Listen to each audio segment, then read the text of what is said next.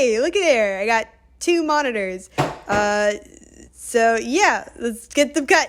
So the first thing you're going to want to do is to gut them out, and be sure not to throw them out into the trash bin because they contain a lot of chemicals and lead that's really bad for the environment. The only reason why they're in this other room is because I need to save up enough money to actually donate them to a recycling plant. It's around $20 per CRT, so it's not too bad, but be sure to figure out what type of monitor you have because that'll determine where the screws are and you need to keep those. Now remember, it's very important that you don't lose the screws that you get after you take it out from the helmet, because if you do, then you'll basically just have to buy a whole new set online, which is very, very inconvenient. So I'm going to go ahead and remove the stickers from the monitor and make sure they don't get wet while I'm cleaning them. I really like to save them because they look cool. I mean, come on, just look at this.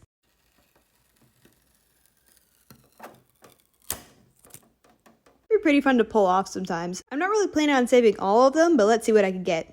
So I wasn't able to save the yellow sticker. It's not going to be able to stick back on, but I'm still going to keep it. The big one is actually doing pretty good. The circle one got pretty damaged, so probably not going to keep it. Can't forget this one.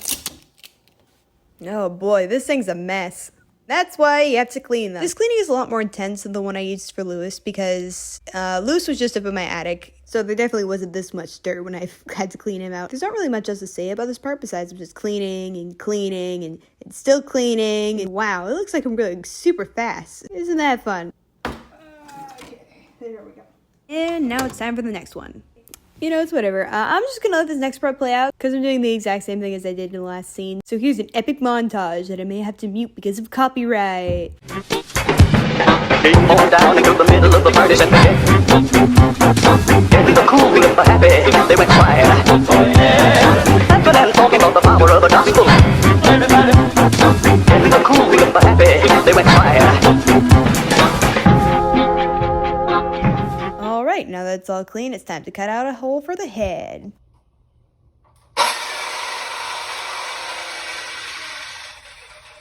Alrighty, let's go. No, do not do this. This is a joke. Please, just use a jigsaw. It's way safer. Zip, zip. Also wear some sort of eyewear and a mask to keep out the plastic particles. Silly me, I forgot my double goggles. Yuck, yuck. Now that's safety.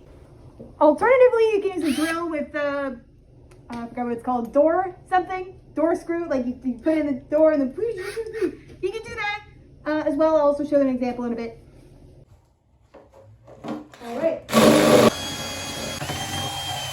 So as you can see, I'm using the drill bit in order to widen the space so I can actually fit in the jigsaw without it creating too much damage. I am definitely not using this tool properly. I'm facing it towards me. My hands are basically right next to the blade. Oh, this is a mess. I didn't even know what I was thinking. Please do not do this without parental supervision. All right, let's keep going. Whew. Oh, damn. As you can tell, it's a pretty labor-intensive process to cut through this plastic. This one was extremely thick.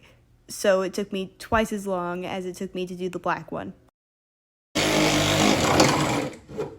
Whew, yay, okay. Woo, there we go. And now that we finally got the wet one done, it's time to move on to the black one.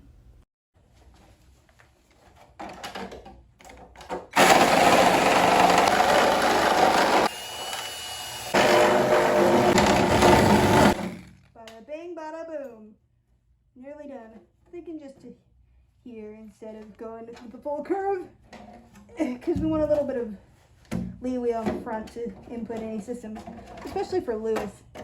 In a minute, I'm going to be doing a fit check. Now, the reason why I didn't do this on the white head was because I already had a pre-cut and I kind of knew where the arch was already, and I was more focused on getting through the plastic. But fit checks are pretty important if you want to be able to have other people wear your helmet. I recommend making the bottom of it pretty big. It's a little snug, but I am wearing a stupid hat, so you know what? Let's actually build an arch. Let's actually build this arch out a little bit. Because there's really no way to get a flat surface, in order to cut curves or arches like this, I have to use the drill to make little perforations in order to go in with a jigsaw and cut in between the perforations. And that's how I do most of the arches on my heads. I think that'll be good. This